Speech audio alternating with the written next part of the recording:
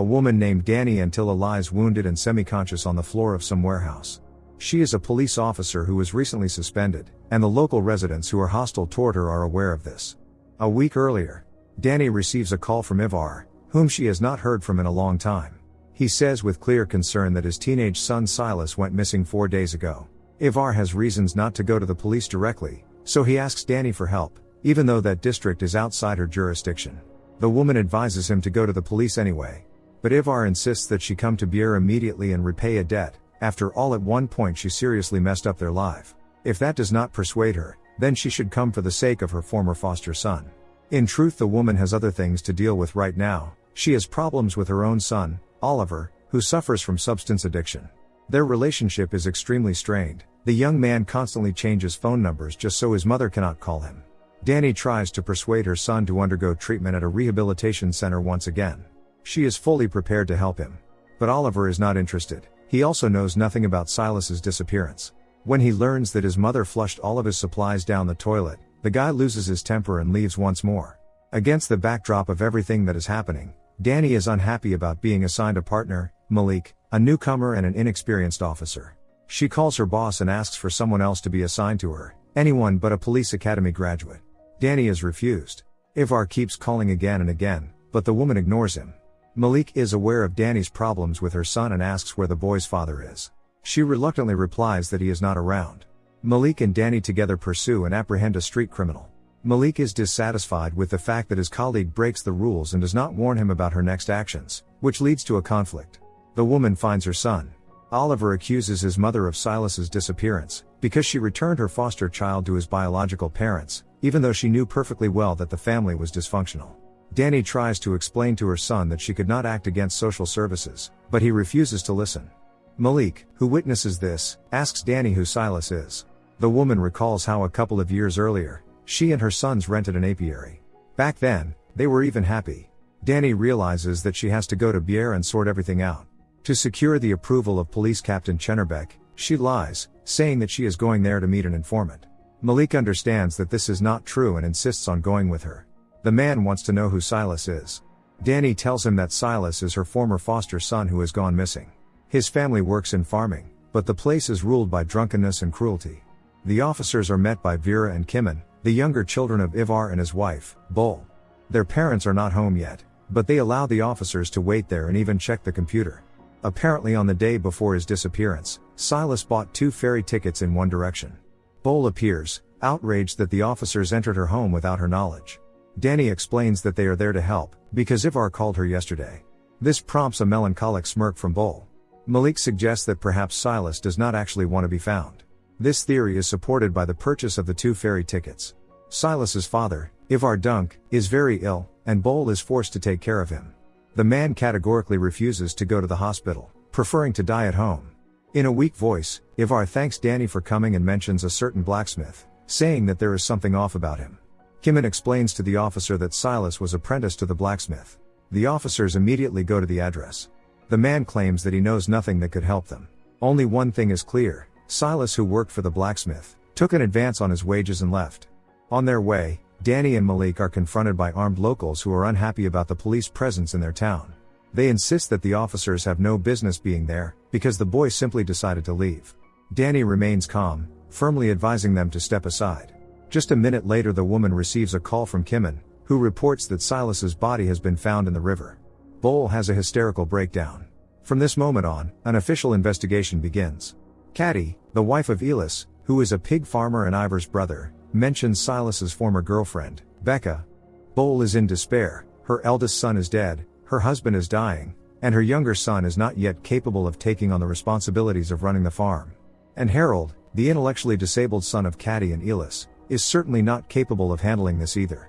It is obvious that the family is not happy about the police, but Dany cannot leave everything as it is and simply go away. The locals would prefer the case to be ruled an accident, especially since several witnesses allegedly saw Silas lying drunk on the road. He could have fallen into the river by accident and drowned. The officers decide to stay overnight at a motel. Malik makes a video call to his 3 children and his wife to wish them good night. Dany goes through family videos. Even though Silas and Oliver were not biological brothers, they got along very well. The woman deeply misses those old days. The forensic examination establishes that Silas's death was not an accident. Moreover, his body was moved from the ocean to the river. Everything points to external factors. The police hold a press conference, addressing local residents and urging them to come forward if anyone knows anything. Dany would like to handle the investigation personally, but Captain Chennerbeck does not consider this reasonable, because for some time she was Silas's foster mother, which makes her an interested party. Catty asks Dany for a private conversation, claiming that Becca had threatened Silas, because he may have started seeing another girl. Catty knows nothing more. Dany remembers that the password to Silas's computer was the word Natalie. Perhaps that is the name of his new girlfriend. The officers go to Becca's mother to question her. The girl herself is currently out of town, staying with her father.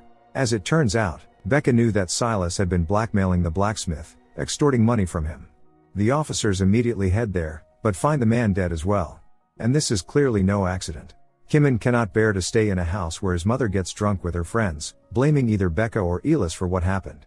The fading Ivar in turn asks his brother to find whoever did this. Ivar does not want to leave this world until it is resolved. The death of the blacksmith causes even greater unrest among the locals. Elis approaches Dany and says that the police have 1 week before the locals take matters into their own hands and deal with it their way. But this does not frighten the woman in the slightest, and she calls for backup without hesitation. From this point on, everyone is under extreme tension. Dany recalls how she learned that Silas and Oliver had been caught shoplifting together. Tests showed the presence of banned substances in their systems. The boys were clearly a bad influence on each other. Silas did not want to return home, but social workers insisted. The Dunk family comes to the morgue for identification.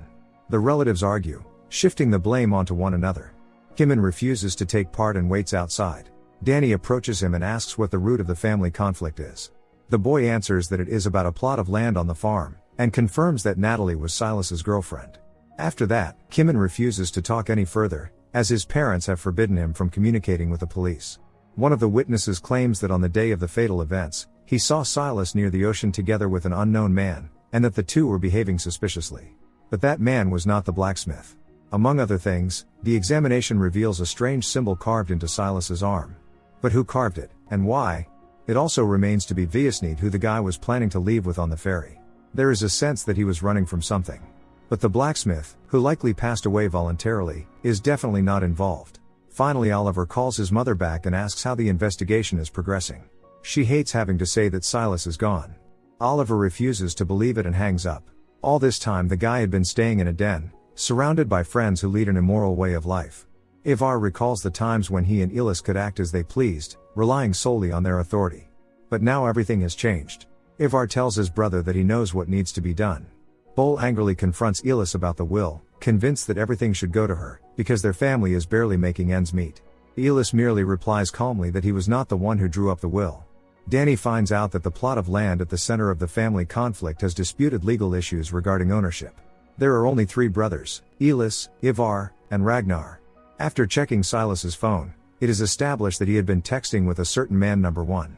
They communicated in code and argued about money. The number is registered to a front person. There is also another number, René Guzman, an employee at a juvenile detention facility where Silas had served time some time ago. René incidentally also has prior convictions. The officers meet with him and ask why 20 calls were made from his phone to Silas. René explains that it is not his personal phone, so anyone could have made the calls. Dany strikes up a conversation with one of the girls who is also being held at the juvenile detention center. She denies knowing Silas, but something is suspicious. Her name is Natalie. The girl is due to be released tomorrow. Dany senses that Natalie is hiding something and orders surveillance to be placed on her. Malik is certain that René is lying. The only question is about what. The officers arrive at the Dunk property. Their presence does not go unnoticed. Elis believes everything is fair. He will get the plot of land, and Ivar, the machinery, the pigs and everything else. Dany asks the man about their other brother, Ragnar. Elis explains that 20 years ago Ragnar left, completely renouncing both the family and his inheritance. And even though Elis and Ivar often clashed as well, they are always ready to unite when an outsider tries to meddle in their family. Catty grows anxious when her husband tells her that the cops were on their property, snooping around. Elis says he is going to step out for a few hours, for spare parts, into town. But this is only a pretext for his wife. In reality he is heading to the hospital. Later, Elis cries alone, not knowing how to tell his family about his diagnosis. The police are given surveillance footage showing Natalie meeting with Care, a local criminal. Dany and Malik decide not to summon her for questioning yet, but to talk to her first. Natalie admits that Silas had videos involving the blacksmith and boys, which he used to blackmail him, extorting money. Silas kept increasing the amounts, demanding more and more. But what drove him to such desperate measures? It turns out that Silas and his friend owed someone money. The officers assume it was Care and decide to check this theory immediately. They put Care under surveillance. He quickly realizes that the cops are on his tail and flees. It still remains unclear who the friend was with whom Silas owed Care money. Most likely this is the same person Silas had been communicating with in code. To break into Care's apartment, a warrant is required, but Dany is not willing to wait, even though Malik dislikes breaking the rules. Nevertheless, he supports his colleague and heads to the place where Care was last seen. However, this leads them to Oliver, who turns out to be involved in all of this. Elis's health continues to deteriorate rapidly. He still does not know how to confess everything to his loved ones. How will they be able to keep the farm running without him? In truth, Elis would not want his middle son, John, to follow in his footsteps and toil on the farm his entire life, so the man encourages John's desire to go to university. Elis understands why his brother Ragnar chose to leave and cut all ties with the family. Kimon goes to see his uncle, because he has no one else to talk to. The boy is convinced that Care is not responsible for Silas's death, but rather the man they were working for, Jarvan, who controls all the illegal business in town. Silas informed the police about Jarvan during an interrogation, and Jarvan found out about it. Elis realizes that now, with his brother ill, he will have to deal with all of this on his own. Malik is not only a good police officer, but also a good husband and the father of 3 children. Lately he has been spending less and less time with his family because of the Silas investigation. The examination establishes that traces of Oliver's DNA were found under Silas's fingernails. Dany is devastated, unsure of what to do next. Malik insists that they must arrest Oliver and sort everything out. But Dany simply cannot do it. This is her son, and they cannot be certain that Oliver is involved. Before reporting the forensic examination results to his superiors, Malik came to Dany first. He is convinced that she should find Oliver herself. It will be better for him that way. On the way, they have a heart-to-heart conversation. The woman says that Oliver's father abandoned them. Sometimes she thinks that everything might have turned out differently if her son had grown up with a father figure. Oliver and Silas were as close as brothers, so Dany categorically refuses to believe that one of them could have harmed the other. Or perhaps she says this because she cannot be impartial in this situation. Dany finds Oliver and tells him that the police are looking for him. He does not take it seriously until his mother tells him what he is suspected of. Even then, the guy keeps making snide remarks, offering no clarity. Dany is forced to facilitate his arrest, which provokes an aggressive reaction. Oliver cannot believe that his own mother truly suspects him. Dany is removed from the investigation because she is a close relative of the suspect. That same day, the woman receives a call from a rehabilitation center, where a spot has just opened up. Through tears, Dany says that her son cannot come, because he has no motivation. Becca, Silas's former girlfriend, is brought to the police station for questioning. She claims that she did not truly threaten Silas and that the guy had much more serious problems, not with Care, but with his boss. The girl knows him as the man with the Joker smile and mentions that he must be familiar with Ivar. That same night, Ivar dies, so Dany does not manage to speak with him. Like her, Elis is determined to get to the truth, no matter how much his wife tries to dissuade him. Dany overhears their conversation, and then follows Elis's car, which leads her to Jarvan's underground laboratory. Suddenly someone attacks the woman from behind and knocks her out. Jarvan's gang accuses Elis of having led the policewoman there, but the man denies everything. They would take her life right now if they were sure that she had not brought her fellow officers with her. Elis leans down to Dany and whispers that he tried to warn her about what she was getting herself into. While Catty and Bull argue in the presence of Bull's drunken friends, the gang tries to decide what to do with the witnesses. In the end, 2 men drag Dany away, while the others train a shotgun on Elis. Jarvan arrives, a man with scars on his face, to deal with Elis personally. The man insists that he is not an informant and has nothing to do with that policewoman. These excuses only make Jarvan angrier. Elis states that he wants to work for them. The man could provide them with his barn for production, because Dany knows where their warehouse is. Jarvan finds this deal acceptable. Catty does not like this situation at all. And she does not believe that Jarvan had anything to do with Silas's death. After all, he was just a boy. Elis is unable to sleep and drives to the place where Jarvan's people left Dany, beaten and unconscious. He takes the woman to his home and tends to her. In truth, she is lucky that it ended this way. If it had been anyone else, they would not have made it out alive. Dany more or less comes to her senses only the next morning. Because of numerous bruises, she is limping. The woman thanks Elis for saving her, even though they did not get along at first. When she asks why he did it, The man replies that he truly believes she can find the one who took Silas's life. The woman would like to make things right. Elis mentions that Silas had been interrogated by a local police officer, Kent Gumno, possibly about Jarvan. The case was closed. Elis believes that Oliver has nothing to do with Silas's death. Dany never managed to speak to him. He is in pretrial detention and is not allowed to see anyone. Meanwhile, Oliver recalls his fight with Silas. One accused the other of betrayal. But was it deserved? While Oliver is being escorted to an interrogation, Dany visits Kent Gumno. Since she has been removed from the case and no longer has access to the archived materials, Gumno provides them to her. In the interrogation recording, Silas talked about how tired he was of the confrontation between his father and his uncle. The guy also mentioned that he and Oliver owed money to Jarvan. In Gumno's opinion, this is nonsense, and no Jarvan exists. But then who did the boys owe money to? When Dany asks Elis about this, he also denies ever having dealt with Jarvan. The man understands that the policewoman is too smart and will sooner or later piece together the cause and effect links. She does not delay her search and quickly finds out that the plot of land the Dunk brothers were fighting over is actually worth a great deal, because it is covered by a major agricultural grant. Harold is deeply upset by the death of one of the lambs on the farm and is crying. Catty tries to calm her son, when Dany suddenly appears and accuses her of the family profiting from the land. Elis got the land, while Ivar received only the pigs and the machinery. It turns out that all these years they were not arguing over pennies, but over big money. Catty refuses to continue the conversation and tells the policewoman to stay away from all of them. Malik receives the transcript of Oliver's interrogation and immediately calls Dany, telling her to prepare for the worst. Oliver has practically confessed. The conflict within the family intensifies against the backdrop of police involvement. The locals share Catty's view that they need to get rid of Dany somehow before things go too far. Meanwhile, a group of children find some of Silas's burned belongings behind Elis and Catty's house. Dany gets into an accident on a nighttime road, realizing too late that someone is following her. Kimon recalls how his father first entrusted him with his shotgun. Ivar could no longer use it himself. The boy misses his brother terribly. Malik tracks Dany's phone by its location and arrives at the scene of the accident. She should not have been there at all, since she has been removed from the case. In tears, Dany screams that she cannot accept that her son did this. But Malik does not consider Oliver guilty, that is why he is here. On that fateful day, Oliver went to Bière, met with Silas, and an argument broke out between them. How it ended is unknown. But there is information that Natalie was present.